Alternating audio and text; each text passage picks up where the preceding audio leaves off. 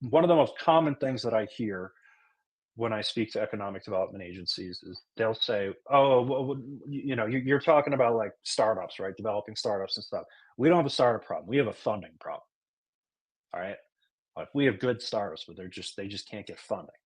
Right, and then we start to dive into it, and then what you learn is like, okay, well, this place had like sort of a matching program for seed funds and for pre-seed funds, right? So they were very much, and those matching programs are great, by the way, right? Um, but the problem was that they were not investing again enough time in that infrastructure to actually build good companies from the ground up. When you don't do that, right? And now you have these like government funds or these matching funds that have been, helped and subsidized through government capital. You start to have false positives. You start to have companies that are getting funded at that pre-seed and angel and seed stage that based off, still have it up here, right? Based off these types of metrics, they don't have these metrics. Hey, everybody. Welcome to this Founder Institute webinar. My name is Jonathan Greechan, co-founder and CEO of the Founder Institute. I'd like to thank you all for joining today. I do see we have a number of people here already. I did not get stuck in traffic. Sorry, just having some network issues there for a moment. So I guess you could call it network traffic. But I appreciate everybody's patience here for hanging around. Hopefully, you all took some of that time to chat with some of the people that are in this event, and then we're in the networking lounge. As you can see, this is a 100% live event. So I would love to, at any time during the event, first of all, it'd be great right now to just know where you're joining in from. We usually have a pretty international audience at these events, so I'd love to see where people are joining in from. And then secondly, if at any time you do have questions, please don't be shy. Put them into the chat. We have a member of the Founder Institute team, Sana, who is here, who'll be sort of feeding some of these questions to me, which I'll get to at the end of the presentation. So I see Natalia from Frankfurt. Welcome, Natalia. Asem from Egypt. Lagos, Nigeria, Philadelphia, or Pittsburgh, Turkey. So this is great. Mexico City, amazing. So thank you all for joining, and I'm going to go through a couple of things today on how to really unlock the entrepreneurial potential of your region. And this is something that we've been doing for quite some time at Founder Institute. We've been doing this since 2009. So let me just give you a brief introduction. So the Founder Institute is the world's largest network of incubators, accelerators, and investors. We've been doing this since 2009 in over 100 countries, everywhere from Afghanistan to Silicon Valley, where we are based. We run lots of events to help empower entrepreneurs all around the world. And our mission is to activate and empower communities across the globe to build the ventures with the positive societal impact and a positive economic impact. And we believe that this is super important. Okay, we believe this is important, and our why is because that we believe entrepreneurs are the greatest catalyst for societal change, and that if we can unlock that entrepreneurial potential, which we see everywhere, it can have a massive positive impact on the world. So let me talk for a second about entrepreneurial potential. Okay, there is entrepreneurial potential everywhere. This isn't just some kind of marketing slogan that we have or anything like that. This is something that we have quantified. So the Founder Institute Core Accelerator, I can explain for a second what we do. In one of our programs, this is sort of our flagship product, right? We work with people at the very earliest stages of entrepreneurship with this core accelerator. And that means people even at the pre-idea stage, right? And we know that when you're at that stage of a startup, looking at ideas is sort of a fool's errand. Those ideas are going to change over time. All of the value that is created in a startup is created in the evolution and execution of an initial idea over time, right? And that initial idea may be kind of stupid or weird or crazy or whatever, right? But all the value is created over time in response to market and customer feedback. And the people that do that are the founders, all right, or the founder. So we said in the beginning, okay, well, looking at ideas at our stage is going to kind of be stupid. So let's try to develop an assessment where we can look and identify really strong entrepreneurial personality traits. So this is 16 years of research that we've done this, where we've tested people, we've put them through an accelerator where we're seeing all of their progress in the real world. We're tracking their performance, and then we're going back with PhDs. Doing regressions and looking at all of that data. And what we have essentially created at this point is the longest and most comprehensive study of social science on entrepreneurship, right? Over 200,000 assessments, over 1,100 accelerator cohorts at this point we have run. And again, we're using both quantitative data, everything in the FI programs and in our systems are quantified through ratings and things like that. And qualitative data as well, feedback, looking and seeing how these companies are doing. So, what it comes down to when you look at the entrepreneurial personality traits that literally correlate with either entrepreneurial success or failure, we found 26 different dimensions, right? And now, not all of these things are like good things, okay? Sometimes it's you want to have moderate, sometimes you want to have high, sometimes you want to have low. But these are the traits that do show correlation, whether positive or negative. And we've kind of broken them down into these four categories of communication, working style, drive, and problem solving. And I'm not going to go through all 26, but let me just go through a couple here because I know a lot of people find this interesting. So when you look at any kind of research, right, there's a concept known as the ceiling effect trait. A ceiling effect is essentially when you test the population, if that population is scoring so high in something, it sort of like breaks the test because now you can't like tell the difference between the people taking the test, right? Because they're all scoring so high. So it literally sort of breaks the test and you have to go back and readjust the way that you score it. And there were three traits that literally were like off the charts in this respect, right?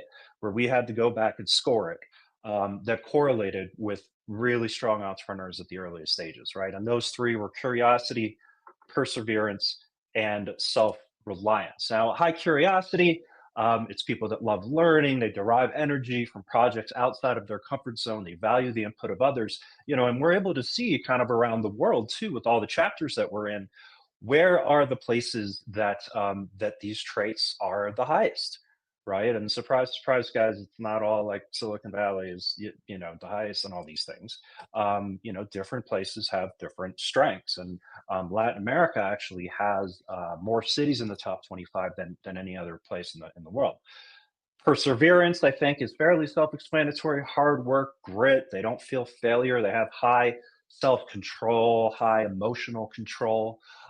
Right. Again, we saw Latin America kind of excel in this, but you could see some of these other cities around the world. And then self-reliance, right? This ties back a lot to like confidence, decision making.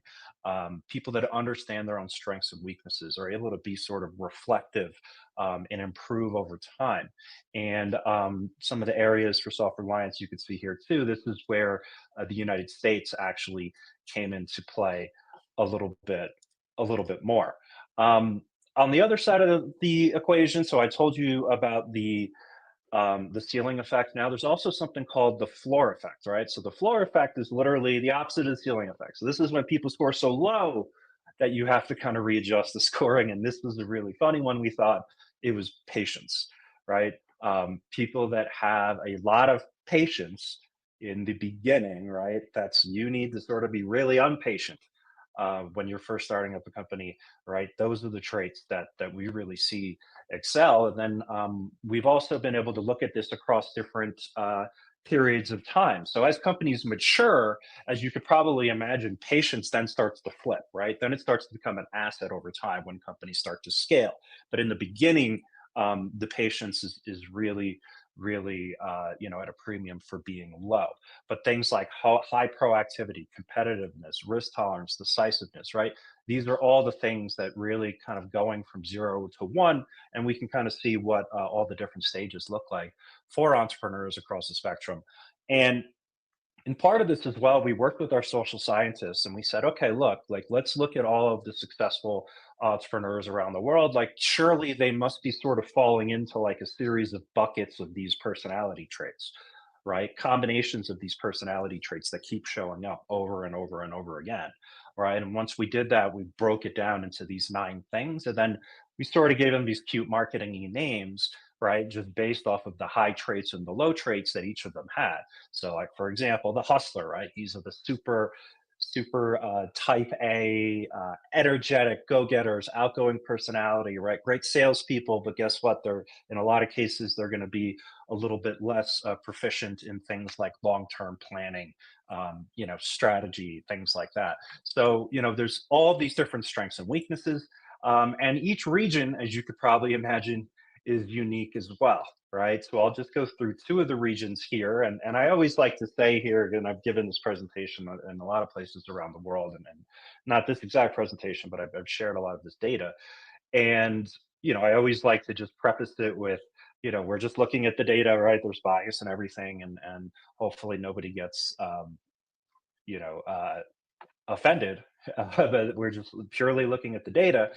Um, we see, Asian entrepreneurs kind of a lower risk tolerance from the rest of the world, but super competitive, very great management skills, super high emotional control.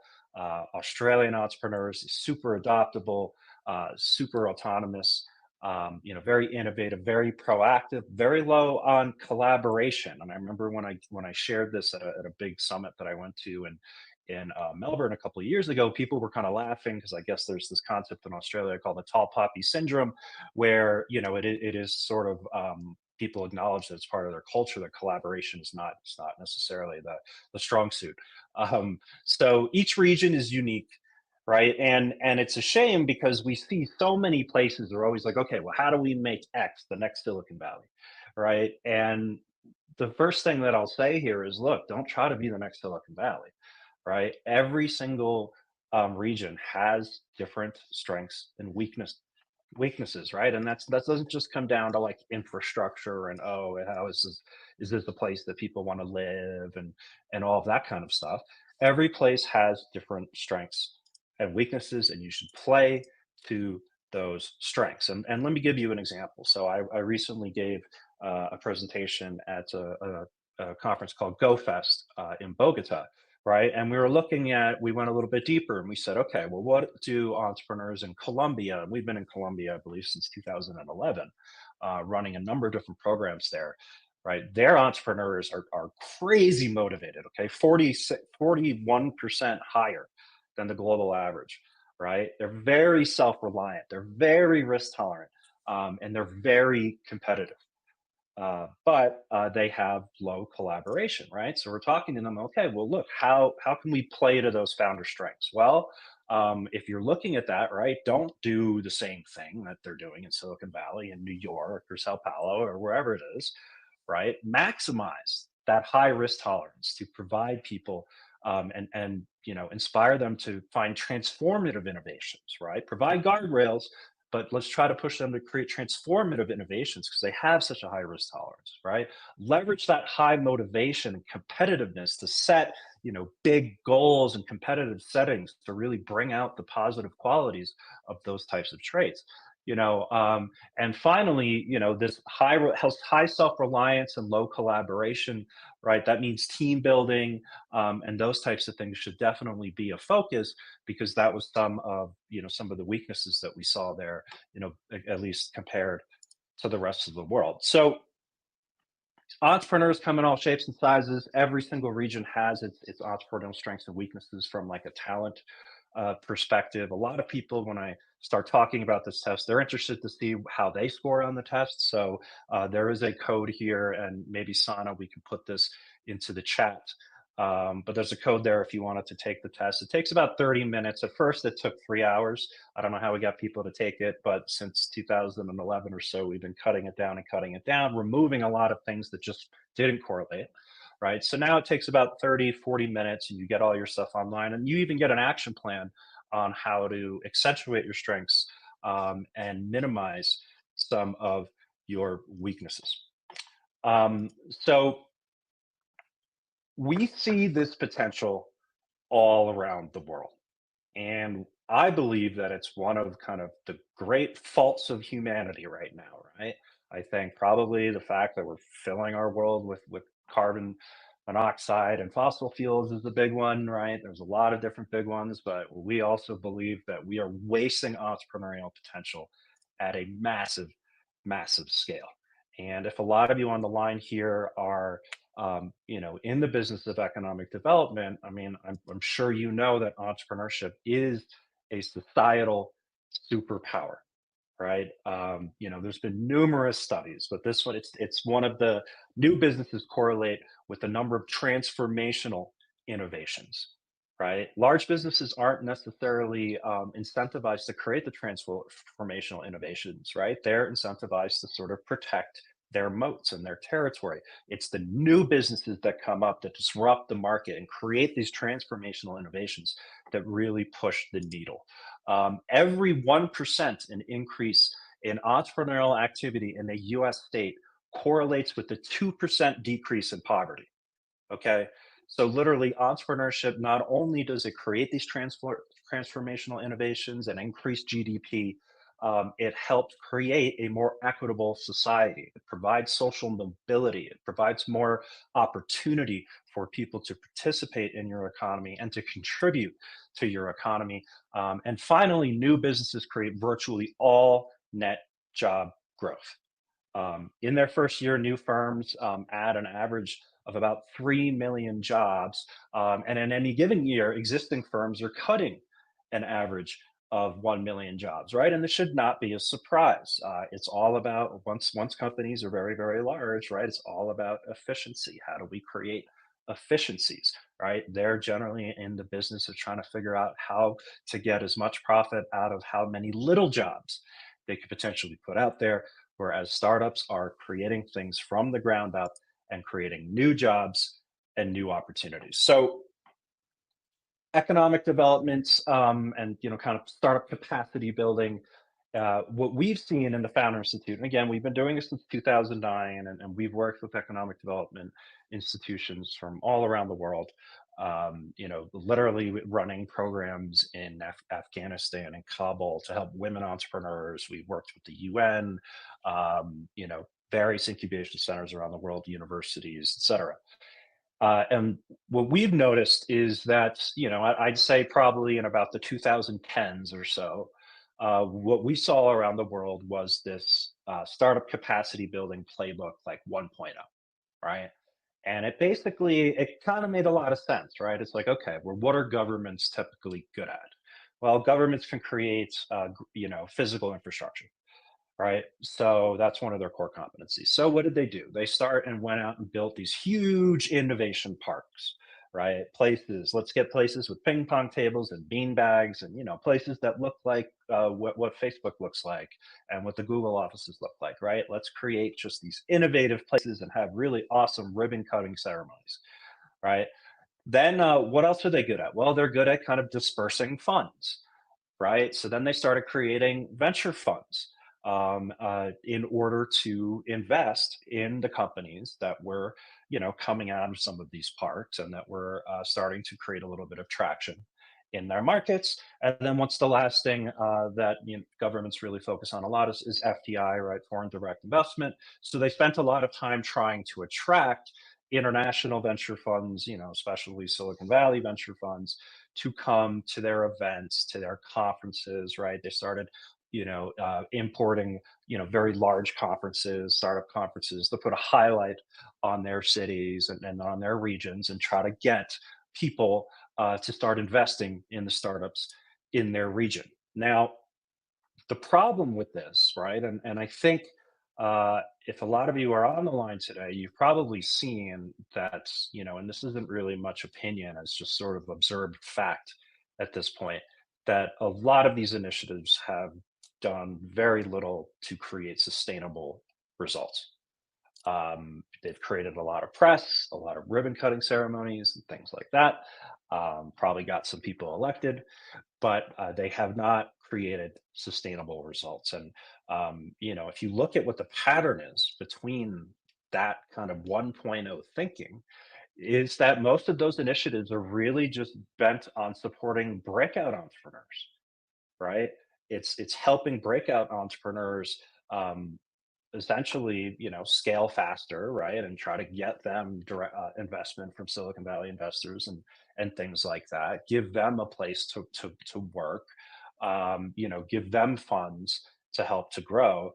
But it is not developing; it's overlooking the infrastructure for new entrepreneurs to create businesses, at a very strong clip, right? It's a very much a numbers game and a power law game in venture capital. The best investors are making 100 investments and they know that they're going to lose their whole investment on probably 90 of those 100, right? And maybe two of them are going to actually really return the whole fund and actually make a meaningful difference.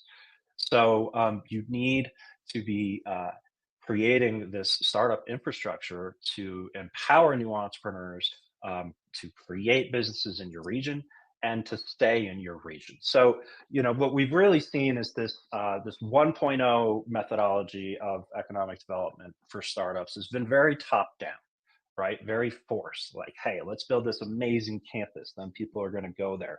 Let's create this venture fund, and then we're going to fund some of the companies, and then let's bring these huge conferences here and try to import talent, right? And just create this ecosystem. When in most cases and in most industries, like, as you guys probably know, right, bottom up approaches are much more sustainable. And what we liken to this is that these approaches are sort of like investing in tractors and storage sheds and distribution networks and like all of this kind of stuff without actually investing in the seeds and the soil that form the bedrock of your startup ecosystem, right?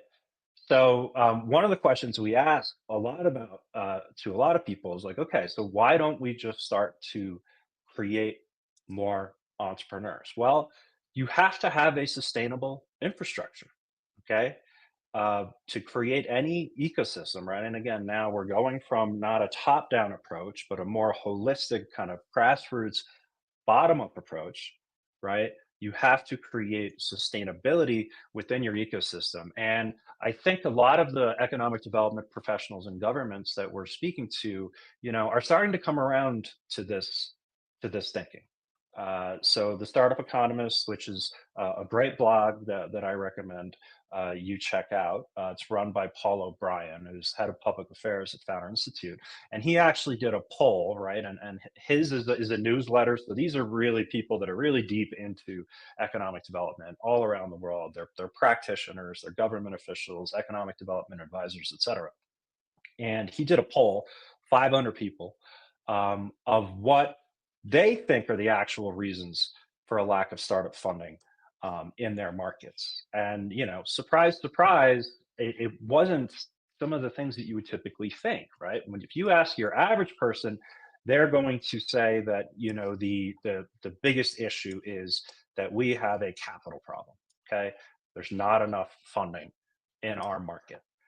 But in a lot of cases, when I see that, I'm like, okay, you have a capital problem. And somebody will say, okay, yeah, we don't have enough, none of our companies are getting Series A investment. Right. And what I say is, look, you don't have a capital problem. You have a startup problem because if you had startups that merited Series A investment, then they would get the Series A investment.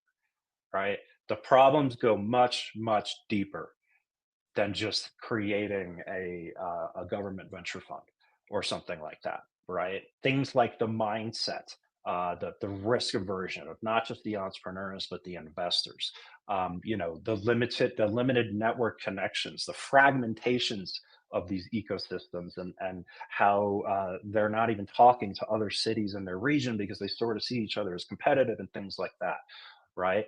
The lack of startup quality and mentorship that's coming out of these programs. These are much more fundamental issues that are being formed because of the lack of a sustainable startup infrastructure. So, what we've been doing now, and we work with a number of governments, is putting into place something that we call the Startup Capacity Building Playbook 2.0.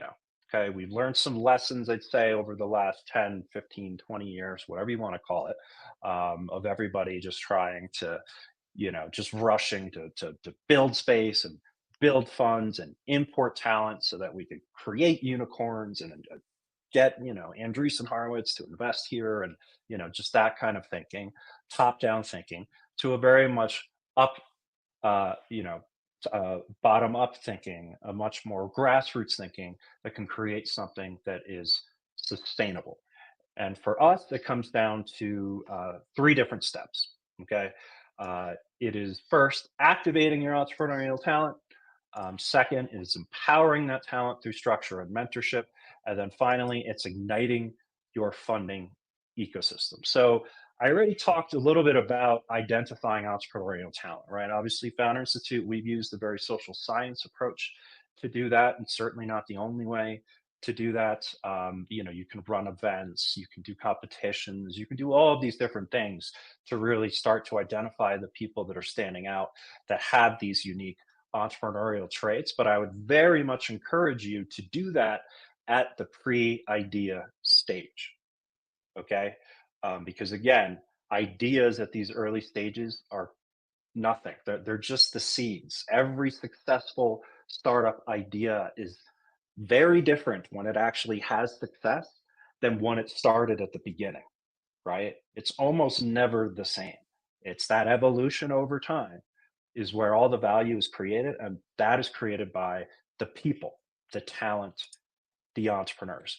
And first, once you identify these people, then you need to inspire them, right? You need to inspire them to start companies. And like most things in the world, the first steps are the hardest, right? It's hard to get people out of sort of their stationary existence, whatever they're doing. They have a lot of other things to do in their lives, right? But if they have that curiosity of entrepreneurship, you want to figure out ways to make it as easy as possible for them to move from curiosity to confidence to competence. All right. And the way that we do that through our programs, and the way that we advise a lot of governments to do it as well, is look, you need to do non intimidating events. Okay. A lot of people start and they'll run like a Dragon's Nest, right? Like it's like Shark Tank in the United States, right? Just like these like high pressure pitch shows. And look, those are great for like entertainment purposes, but they're not going to be actually inviting for people to kind of come into the startup space, right? You need inviting, not intimidating events. You need to meet people where they are. You need to have online things. You have to have in-person things. You need to enable simple self-learning tools. And then finally, you need to foster a collaborative startup ecosystem. Fragmentation in ecosystems, we've seen this dozens of times. It can literally kill an ecosystem faster than anything I've ever seen, right? And an example that I'll give you, I'm not going to name the region, but it was in Latin America. This is about 10 years ago, but the ecosystem was really, really growing quickly. All of a sudden, the government comes out with this new initiative, with this huge new fund, right? And it's going to fund all of these different entities. And then guess what? All of the entities in the ecosystem, who used to collaborate, right? There used to be a co-working space, and Founder Institute would run programs there, and we'd share mentors, and then there'd be accelerators and funds, and they would all work together and run, events together, and everything was very cohesive. And then as soon as this funding was announced, everybody then just started looking at each other and like pointing guns at each other, basically, right? And because now they all just started competing because the government only wanted to work with a certain number of vendors, right? So essentially, the government forced vertical integration. So now the co-working space was like, okay, well, we need to own this whole thing. So let's do our own accelerator. Let's do our own fund, right? Let's do our own this. Let's do our own that. The same thing. The VCs were like, okay, well, now we need our own space. We need our own accelerator, right? And it literally just like never seen an ecosystem just hit a brick wall faster than that. And it was all from the best intentions of the government. But you have to create that collaborative ecosystem, because when ecosystems are fragmented, they're much, much less inviting for new entrepreneurs to come in, engage, and actually start building new businesses. So as you're inspiring, you're identifying these people, you're inspiring them to action. Then you need to develop the entrepreneurial capacity of your people as well. And when we talk about your people, let me diverge here for a second into a concept of like addressable market, right? Whenever we work with startups, we say, okay, well, what is the total addressable market of your company, right? How many people could you realistically, if you were to dominate like 100%, like how many people would that be? Right. Most of the time with startups, they're a lot more optimistic or delusional in some cases. Delusion's not a terrible thing to in for a startup founder, but they'll come back and they'll be like, oh, well, I have $1 trillion market because it could be this, this, and this. And we get in there and like, no, really, your market's more like this. Right. The funny thing is that when I talk with governments, it's the exact opposite. I was speaking to an economic development agency. This was just a couple of months ago in one of the top four largest cities in the United States. Okay. And, we're talking to them, and they came in with the entire premise that in order to spur their startup ecosystem, they were saying, okay, well, about any given time, there's about 2,000 startups being started in our city. So if we try to target those 2,000 startups with this, and if we can get 40% of them to do this, and then all of a sudden I'm like, wait a second, you're a city of millions and millions of people. You are a city that is a global capital of finance and of several other industries, right? And you're telling me that your total addressable market is 2,000 startups being formed right now? No. Your addressable market is every single person in your region that has entrepreneurial personality traits. Okay. That is your total addressable market. Widen your aperture. These are not just the college kids or with hoodies or something like that. These are the employees that are working at the large companies in your region that are gaining knowledge inside of those companies that they can then use to leave and start their own businesses, right? These are the students that are coming out of schools that have these skills. These are people that all over anybody. Your market is literally it's the vast majority of your population or anybody that has those entrepreneurial skills, right? You should not look at it as just the startups that are being built right now. The problem is that our whole society has been conditioned um, to get us to comply and administer, right? Even an MBA, it's a Master of Business Administration, right? We've all been put through kind of this cycle. Let's go to a college, let's learn specialized skills that'll get us a safe job, buy a house, get a mortgage with a white picket fence, all that stuff, right? That is a mindset that is great in, I'd say, a pre AI economy, right? But now we're moving into a different thing, right? It has not taught us to reject and to create. So one of the first things that we do in Founder Institute, and this is something that we call the four big excuses, right? You have to develop an entrepreneurial mindset within your population, right? If you can't have a lot of people with an entrepreneurial mindset, you're going to have a very, very hard time being able to sustainably create a lot of really interesting companies. And the mindset that we have, and these are sort of mindsets that are trained into people through traditional education and by working at large companies, right? Is often they'll say, okay, well, this is too hard, right? I don't have the resources to do this. I don't have a whole department to do this. I don't, I didn't go to school for this or something, right? Or whatever. It's too hard, right? Second thing, again, is I don't know how, right? So that's more like I didn't go to school for this. I'm not a programmer. I'm not a researcher. I don't know anything about marketing, right? And then they get stuck there. I'm scared, right? That's just the fear part, the risk aversion. And then finally, it's not ready, right? What we always like to say is that perfection is the enemy of progress. Entrepreneurs, especially first time and new entrepreneurs, are very reluctant to start putting their things out there into the world because they think it's going to be a reflection. They're really sensitive about how it's going to make them look, right? And again, these are four habits, I'd say, um, that we work with them to overcome in order to develop this entrepreneurial mindset, which essentially is the bedrock for everything that they can do in entrepreneurship, thereafter. So after we activate this entrepreneurial potential, right, by identifying, inspiring these people, and then helping them develop an entrepreneurial mindset, the next step is then to empower them through structure and mentorship, right? And one of the core beliefs that we have at Founder Institute is that most startups fail due to a lack of focus. All right. If you think about it, it's sort of this blank canvas problem. All of a sudden, you have this blank canvas, and there's a million different things to do, and you don't know what to do next. And it gets overwhelming very, very quickly, especially for new time founders. And all at the same time, literally, time is your scarcest resource because every single minute that you spend working on something that's not critical right now is 1 minute you have, 1 minute less that you have until you run out of money on this endeavor and you're going to go back to your day job or something, right? So we built a structured methodology and a platform to help people get this intense focus, right? The process that we have is something called the rule of one.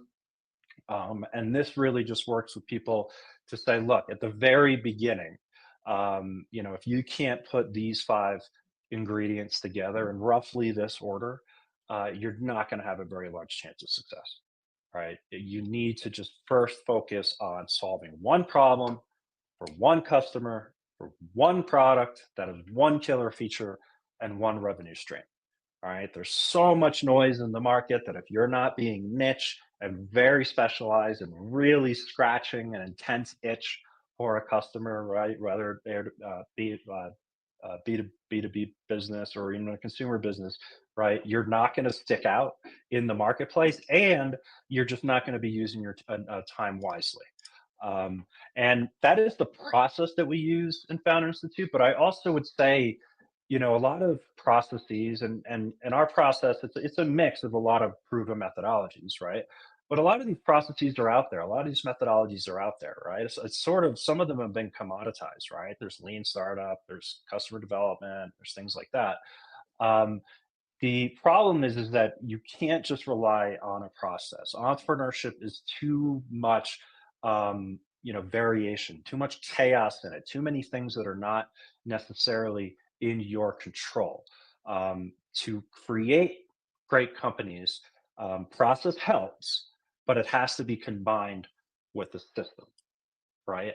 And the way that we do that in Founder Institute, at least, is we've built a proprietary platform called FounderGen. This is our leading our learning management system. It's also like sort of our accelerator management system. But we have dashboards that keep people super focused. Right? Here's what you need to do this week. Is that a problem? Sure, that's a problem. But guess what? You know that's a problem for 3 months from now. Right? Right now, you need to focus on this. Right? So everything is step by step.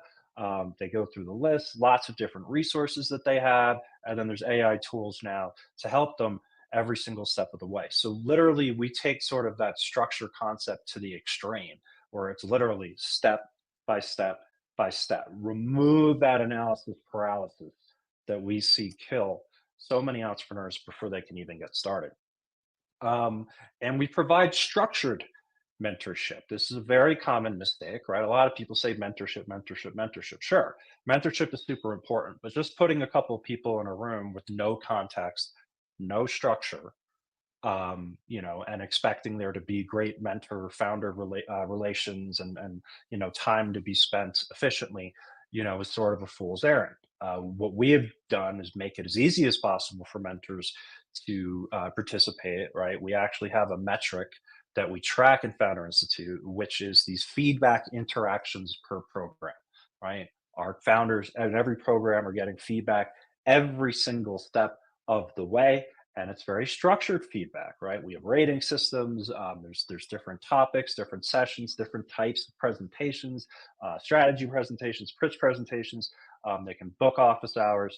Then we have these major review sessions and sort of these major checkpoints throughout our program as well. And all of the feedback, most importantly, that they're getting from the mentors is organized on these feedback dashboards, right? So the dashboard is bringing in all of the data from our assessments, all of the written feedback, quantitative, qualitative, across all of the different aspects of their business.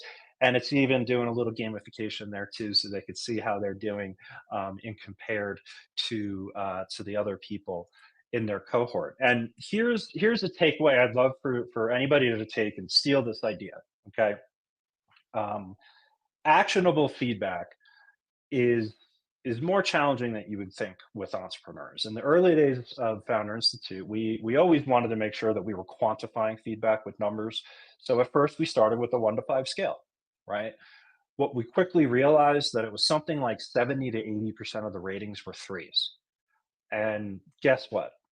For a founder to get a rating of a three on something, right? And it's not just their business as a whole. We get really granular, right? It's like on like their revenue model, on this strategy, on team, right? We a lot of different ratings, but to get those threes is doesn't help the founder, right? And it's also not surprising that a lot of mentors will give threes because they sort of want to be nice, they want to be empathetic, like they respect the founder journey, right? They don't they being neutral is easy. So now we have a rule called no threes allowed. And it sounds simple, right? But by removing that part of the equation, and like we said, 70 to 80% of the mentors inherently wanted to use the three. Now we force them to go inherently positive or negative with their feedback. And usually in that decision to inherently go positive or negative in the feedback, that elicits the really useful feedback for these entrepreneurs, the feedback that they need to hear, right? So creating these systems, not just processes to help them move quickly, but systems to make sure that they're getting constant feedback and really feedback that's actionable and that can help them build a business is what is super, super critical.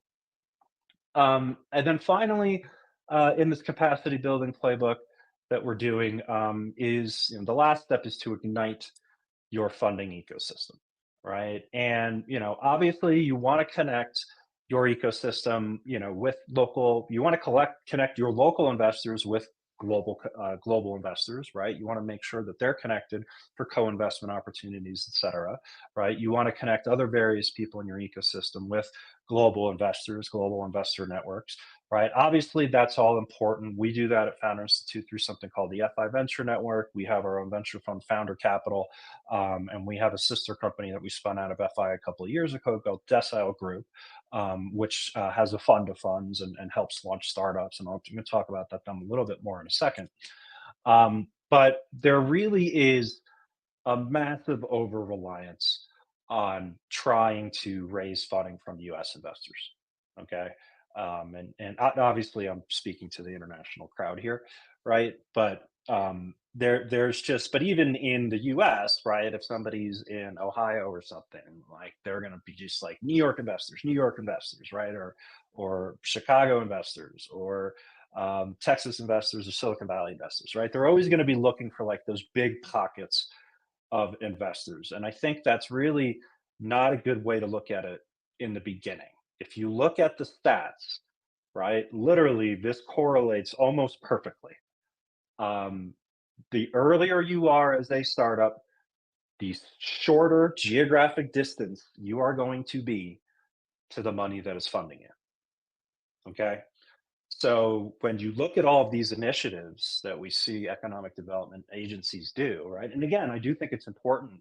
You want to make those connections. You want to be part of this global investing ecosystem, right? And over time, investment is becoming more and more specialized. And certainly COVID made a big move towards making investment a lot more international.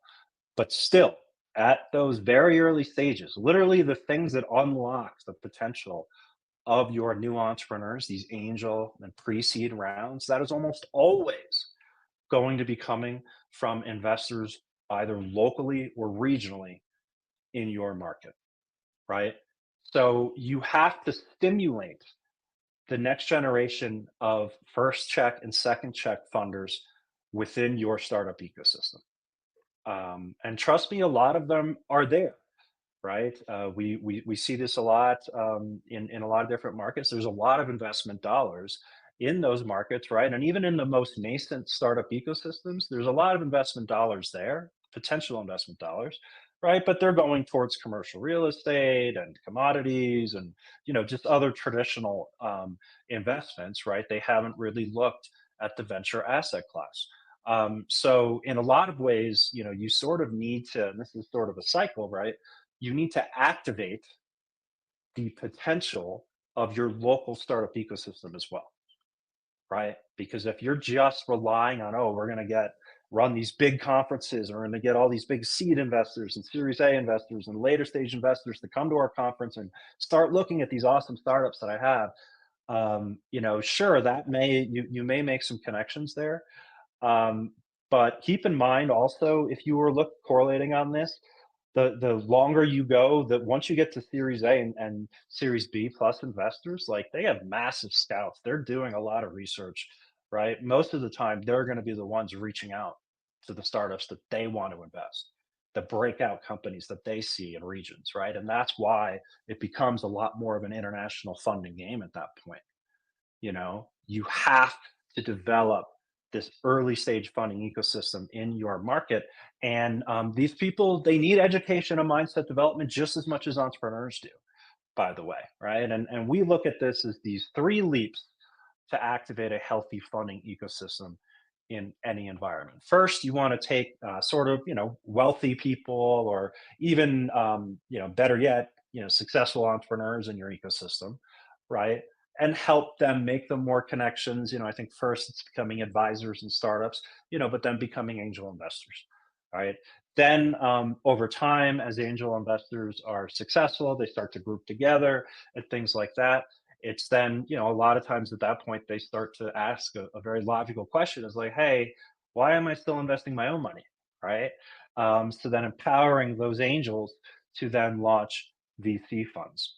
And then finally, you need capital to help fund these VC funds. And that's where we have on the right side here, is programs, educational programs, initiatives, events, all these kinds of things to start connecting and educating traditional investors, right? The people that are traditionally investing in commercial real estate and in other just more traditional financial assets in your market, and introducing them to all of the very, very unique dynamics of the venture investing class, right? So that they can become LPs in the VCs that are being formed in your network. So, luckily, and this is where I'll talk about Desktop Group a little bit more. What we did a few years ago within Founder Institute was that a lot of the people that run our accelerators around the world, and a lot of our mentors too, right? They loved FI, and they're like, hey, we want to launch a venture fund. Like, could there be maybe something like FI for launching a venture fund? So we said, yeah, sure. Let's throw it out there. Let's do a test. So we literally took the same exact methodology that we used for Founder Institute, but instead of empowering people to launch new businesses and scale those businesses, we were empowering first-time fund managers, emerging managers to launch venture funds. Now, this initiative was so successful that we now spun it off into its own business. It's raised over $14 million in venture funding, including from Tim Draper. And it has a number of different programs. VC Lab is one of them. That's essentially the Founder Institute for launching venture funds, right? And this number is outdated. I think it's almost 900 funds they've launched at this point now. They've launched a new thing called the Start Fund Initiative, which helps people launch new venture funds in just a couple of days. Significantly reduces a lot of the tax issues and a lot of the setup costs. And then finally, they have something called the LP Institute, which is kind of trying to solve that problem I said before of unlocking more traditional institutional capital and bringing it into the venture class so that a lot of these funds can get invested. So, in summary, right, the startup capacity building uh, playbook that we see as the future of building sustainable startup ecosystems moving forward. It's a bottom up approach, it's a grassroots approach, right? It's essentially focusing on three main things: talent, identifying it, developing it, activating it, right? Mentorship, right? Making sure that mentorship is structured and empowering the people building the businesses with structure to move quickly and smartly through the mentorship. And then finally, igniting your local funding ecosystem, right? Not just through connections to other investors around the world and getting other investors to look at the startups in your ecosystem. Those things are very important too, right? But you cannot neglect the actual building and development, and again, activation of your local ecosystem. And really, the way that we see this, right, as essentially an economic development flywheel, right? If you can find talented people, inspire them, and give them the mentorship and the structure that they need to succeed, um, they then and connect them with capital, then they're successful and they reinvest that capital back into the ecosystem, right? And that is a flywheel that continues to go over and over and over. It's a much more sustainable approach to economic development than just trying to import all of your talent and import all of the venture investment that you're trying to do. I mean, I've seen uh, programs in foreign countries of later stage startup accelerators where they'll pay some U.S. based or Europe-based accelerator to come to their market, and then you look at the actual cohorts going through the market, and there's like one or two local entrepreneurs, and the rest of them are just coming there for basically a 3 month startup tourism vacation, right? And then they're leaving, right? These are the things that are not sustainable. These are the things that get headlines and get nice ribbon cutting ceremonies, but they're not sustainable. To build something sustainable, start with the talent, empower that talent through structure, and then ignite that funding ecosystem to create this flywheel for long-term success. So I'd love to get to some questions in a moment. So if you do have questions, please do throw them into the chat. But I think we're approaching a pretty critical juncture right now, everybody. I remember I used to think like, oh, what is the world going to be like in like a year from now? To be honest with you, now I don't even know what the world's going to look like next month, right? I'm like delaying. I used to book flights like way in advance, and now I'm like trying to wait to the last second because I'm not sure what's going to happen in the world. We're getting to a critical juncture, and it's at a point where we sort of have to decide what kind of society do we want to be moving forward. And I think as economic development professionals, we largely have the power to figure some of this stuff out.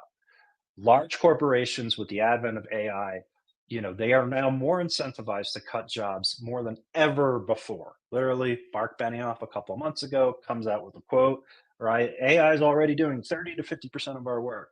Guess what? Their stock skyrocketed that day, right? The incentives are less people, more AI, right?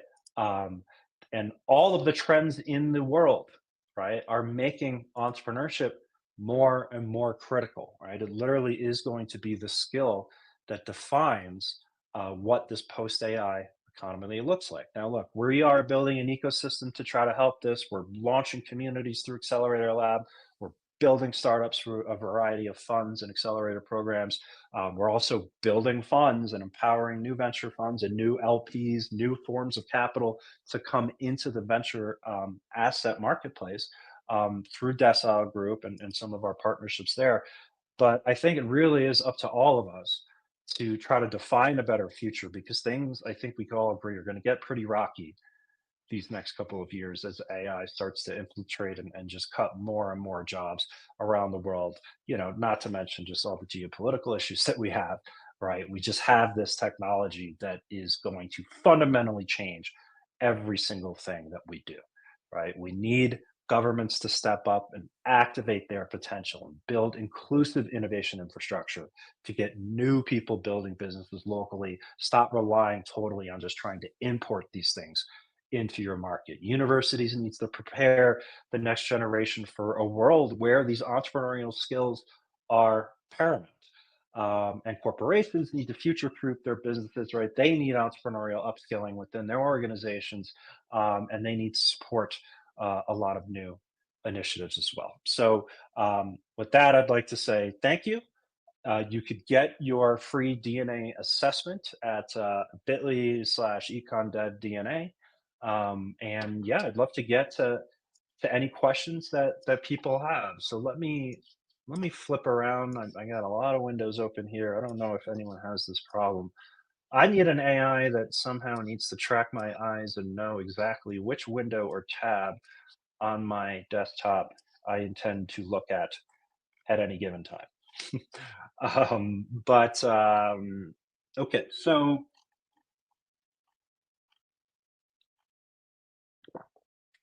um, It looks like we have some questions. Sana, should I look at these questions in the Q&A? Um,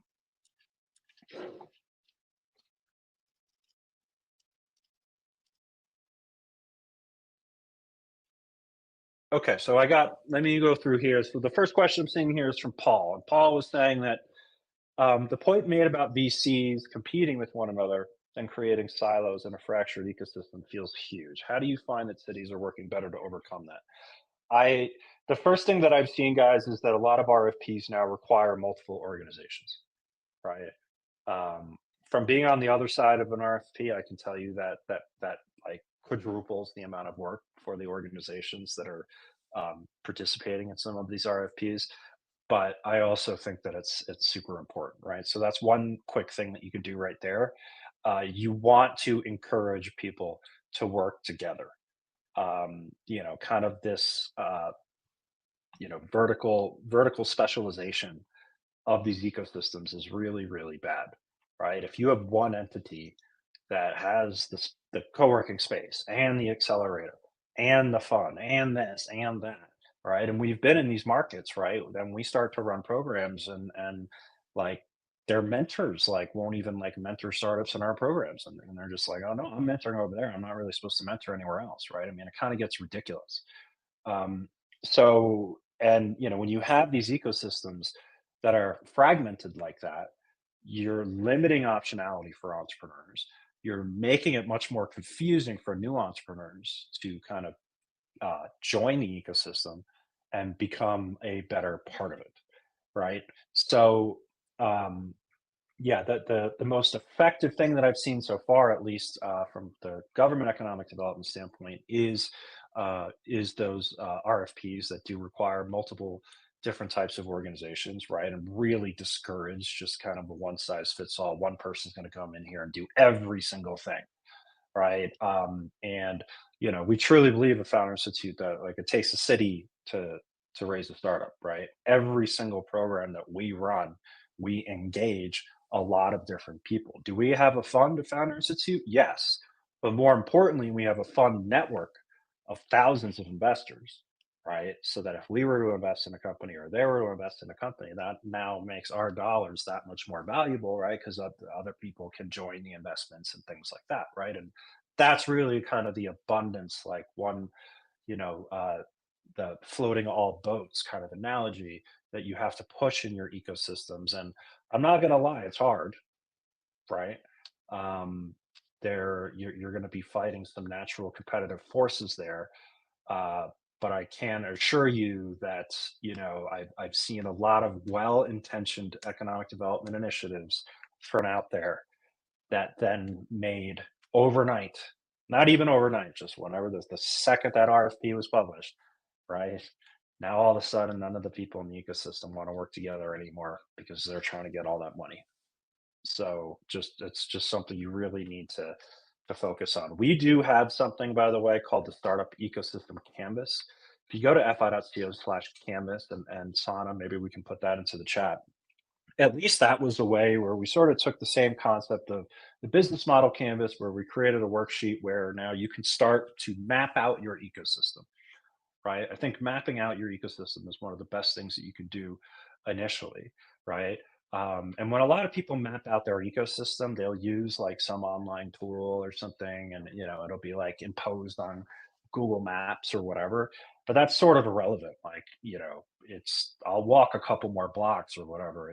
It's not who's next to me physically, right? Is who are the organizations that are actually helping people achieve the things that I'm trying to achieve at the very specific stage that I am at, right? That's much more relevant.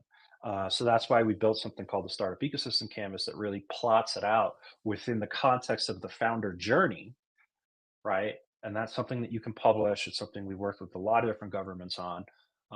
That's something that you can put out there so that any new entrepreneur is like, oh, well, I just kind of want to, maybe talk to some people about some weird ideas I have or something, right? It's like, okay, well, it seems like you're at the ideation stage. Here are some events that you can go to. Here are some resources that you can use here in the city. Here are some mentors you can talk to, right? So mapping those things out, making it as inviting as possible is generally the way that we like to go.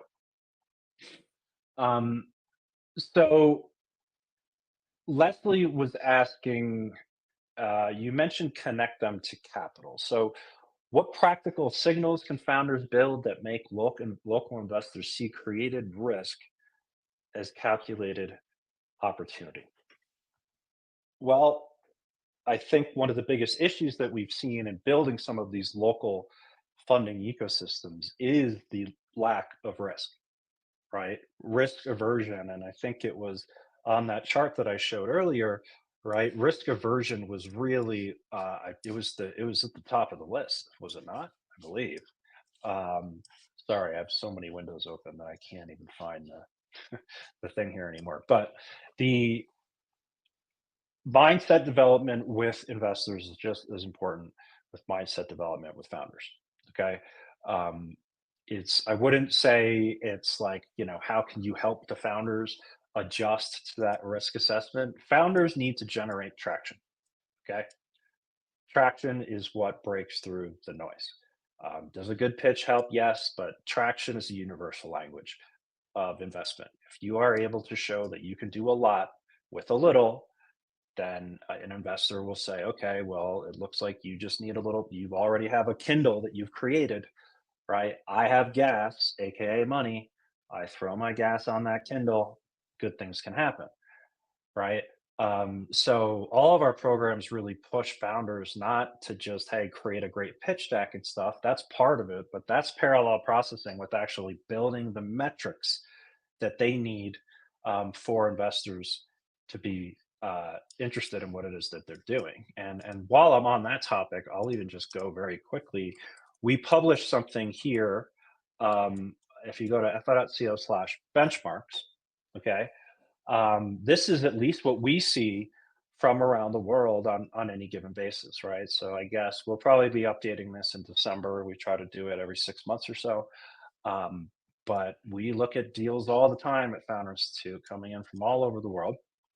Um, and these are a lot of the metrics that we're seeing now that are being required for people to raise this level of funding, right? And as you could see here, that monthly revenue starts at one. It doesn't start at zero, right? Now, obviously, there's different types of businesses, and I'll talk about that in a second. But um, you have to do a lot with a little. A lot of these things are being standardized, and so it's really for founders. The goal should always be the same. Okay, it's just like build something, find a customer that an overlooked market that can be big, start building something for that market, and start generating some level of traction, right? And now traction can mean a lot of different things, right? Obviously, if somebody's trying to build a rocket ship, you can't expect them to be generating revenue for quite some time, right? So in things like deep tech, traction is things like strong leadership, letters of intent, proof of concepts, things like that. Whereas if you're talking like a marketplace or a SaaS business or something, then actual kind of users and actual revenue can become what the traction is. But I went on a little bit of a tangent there with your question, Leslie, but what I would say is that it's the same thing. It's if you have a network of investors locally that are super risk adverse, that's going to be just as detrimental as having a group of local entrepreneurs that are super risk adverse, right? It's going to compound the problem, and that's where kind of mindset development is needed. That's why investing in resources to actually provide the education and the connection to local investors to start seeing things a little bit differently, right, and better understanding the asset class is how they can move forward, right? And again, I'll say it again. It's like angel investing. It's a power law game, right? Like you're trying, generally speaking, 100 investments, you're going to write off 90 of them, right? And of those 10, let's say, maybe you break even on a few, maybe a few give you a small little return, and then one or two give you a very large return. And then that creates a multiple on that entire fund, despite the 90 investments that you wrote off, right? So there's, some of that math is changing, mind you, but without risk in startups, I mean, it's one of the fundamental things, right? So that's where that mindset development is significantly required, just as importantly on the investor side as it is on the founder side. Um, Connor is asking, there are many family office investment funds that grow the wealth and already are wealthy. Is FI to bring in some of those investors? For sure. So actually, with the Venture Institute, or sorry, the LP Institute, that really is for a lot of family offices, right? And again, a lot of these family offices, and that's who I would kind of bucket under these traditional investors, right? You have a lot of family offices, a lot of legacy money, and a lot of those offices are investing in a number of different things, right? And in a lot of cases, they're working with such large numbers of money that's they're not necessarily looking at high risk strategies, right? They're looking at a very large number of medium and low risk strategies, because over time, with the amount of money that they have, that's going to create some great returns. But a lot of them are missing out by looking at the risky strategies that come with startup investments. Now that has changed a lot over the last couple of years, and also, I think now too, the last few years, you're just seeing the emergence of a lot more family offices that are, mission driven, which I think is a great development for the startup market. And it's especially a great development to help fill the gap on some of the funding that we've been seeing get lost, especially here in the United States, going towards like green initiatives, ESG initiatives, and things like that. Right. So family offices play a very, very large role in this equation. And again, that's where education for family offices is needed to help bring them more into this venture space. It's just a very different investment dynamic, right? I mean, there's not going to be like any kind of warranties or anything like that. Um, it's closer in many cases to a casino than it is just betting on actually like a hard asset, right?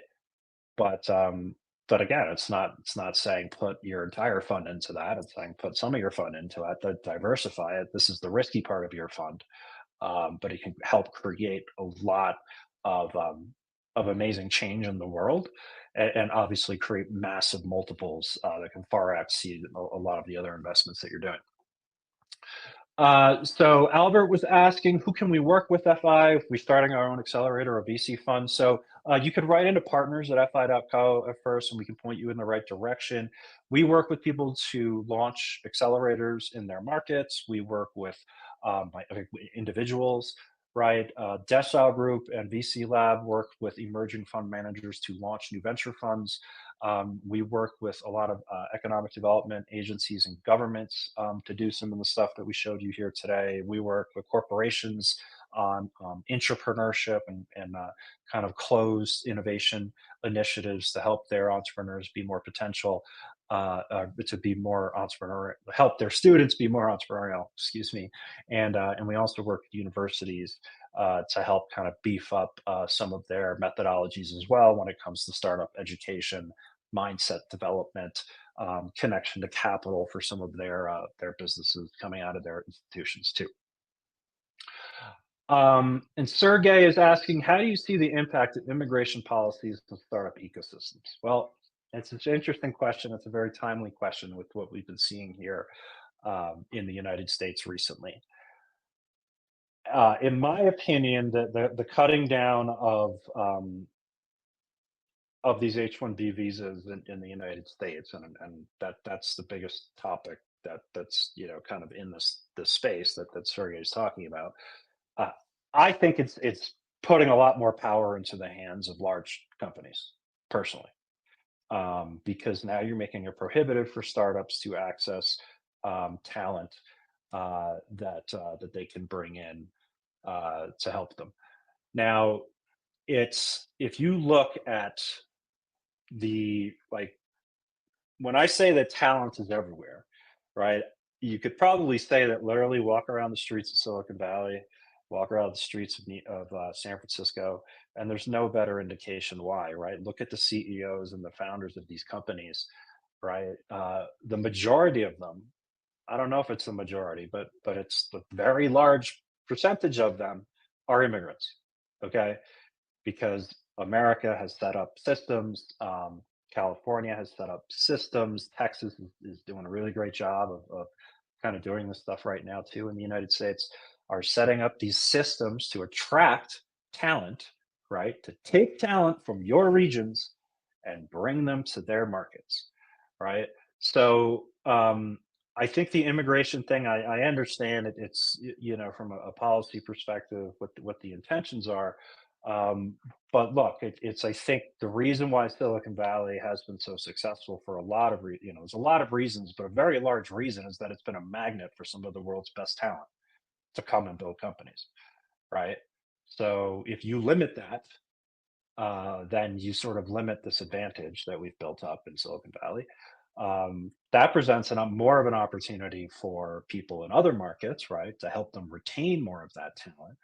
But I also just think it's detrimental because the $100,000 fee now that they're requiring, right, for the FANG companies, the Googles, all the big companies, that's a rounding error, right? So it doesn't matter. It really is not going to impact them at all.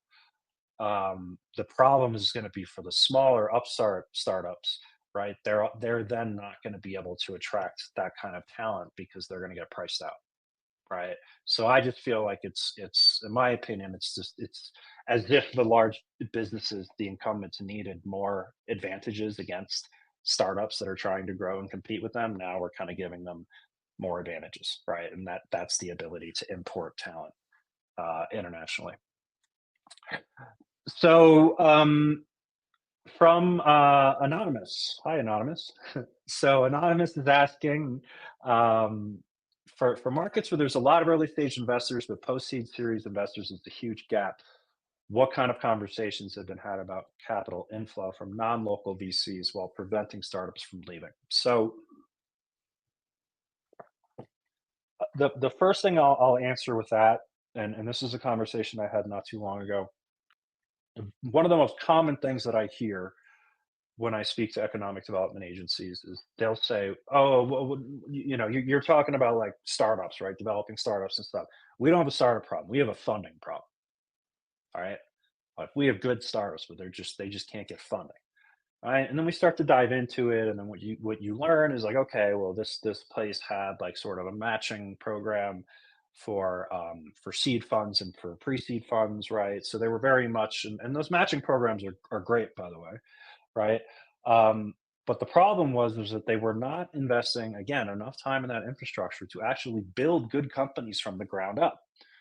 When you don't do that, right, and now you have these like government funds or these matching funds that have been helped and subsidized through government capital, you start to have false positives. You start to have companies that are getting funded at that pre-seed and angel and seed stage that based off, still have it up here, right? Based off these types of metrics, they don't have these metrics, right? Like they shouldn't be getting funded. So it creates these false positives, right? And everybody, goes in there and it's in the press and everybody pats themselves on the back. These are success stories and stuff, but it's really just kicking the can down the road because now, once they get to the Series A, right? A lot I'll hear it a lot is like, we just don't have, we don't have enough Series A investors in our market. Series A is where the markets really starts to open up a lot more internationally for these startups. Right. So that's why I always push it back. And they say, we don't have a startup problem. We have a capital problem. I'm like, look, you probably do have a capital problem, but trust me, you have a startup problem. Because if you had good startups, um, it's not about not having Series A investors. It's about not having investments that warrant Series A funding. Right. And that's where, again, it was taking that top down approach, is sending some of these startups, it's giving them false positives once they're just beginning their journey, right? And then they're hitting a wall because then they realize, okay, now I'm sort of getting into the big leagues here, right? Post seed type financings. And I don't have the metrics, the team, the growth, or any of these things to get to that point. right? So again, that's not a Series A lack of Series A funding problem in your market. That's a lack. That's your startup not being ready for Series A. Okay, so should you try to connect these companies with international investors? Sure, right? I mean, obviously, but again, I think being much more cognizant about looking at this stuff from the bottom up versus the top down, right? If you're seeing a lot of your companies stalling out at about the seed round is a very large milestone, right? Because that's when the company actually gets evaluation. So some more professional investors start to come into the equation. But it's really that seed to A that is like the step up from like to the big leagues, right? And that's where a lot of these people stall. And again, if you can develop more education so that more local funds can be created, right, you could start to fix that problem. If you can connect them with international sources of capital, sure, you could start to fix that problem. um, but I think the bigger those are all just sort of prescriptions to symptoms, right? The cure to this is starting more at the grassroots level and just making sure that you're developing this talent. You're empowering them to be successful. Large numbers. Okay. And that's what I say. That addressable market is everybody in your city with entrepreneurial personality traits, right? You need large numbers of people building these businesses, competing with each other, pushing each other to go further and further, right? That's when you're going to start to have these Series A investment worthy startups coming out of your region. And if you're, at the same time building those investor networks, not just globally, but locally, right, then you're not going to hit so many of those bottlenecks. So I think that's all the questions that we had. Well, look, everybody, um, I appreciate you all joining. Sorry, I was a couple minutes late there. I know your time is valuable, so I do hope that I made it worth your time.